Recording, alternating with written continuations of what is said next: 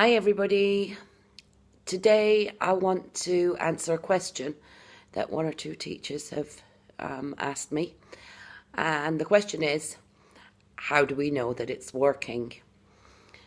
And it can be really scary when you do start going down the acquisitional route and you're just pouring the language onto the children and waiting to get some feedback from them. Of course, in a standard sort of EFL classroom, you've got that feedback straight away. Hold up the flashcard. What's this? You usually get the eyes rolling up and, frog, it's a frog. It makes us feel better. The sad thing is that if you hold the same flashcard up at the end of the summer holidays, you'll probably just get, and then nothing. But using smart cookies, in particular with the younger ones, way at the beginning, you're just waiting and waiting. You haven't got a flashcard to hold up and ask, what is it?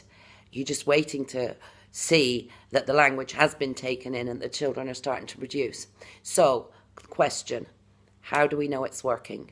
Well, there's a couple of things you can look out for, and if you see them, you know that you're on the right path and it is working.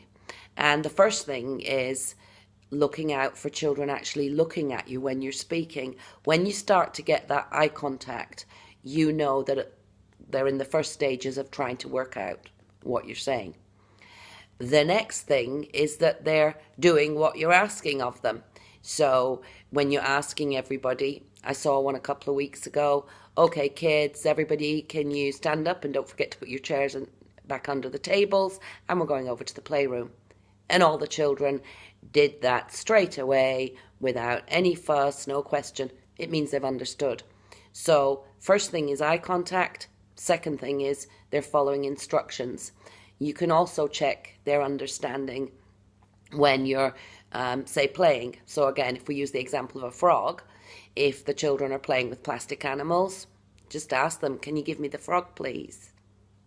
Or, have we got a frog here? I can't find the frog. I'm looking for a frog. So instead of the question looking like a test, it's just part of the game, and you'll be able to see whether the children are understanding or not. And then the third stage. So we've had the eye contact. We've had them following instructions or answering questions, even if they're not giving you any English in the answer. Just a nod or a point is enough to show that they're understanding. And then the third thing is when they start dropping words into their native language.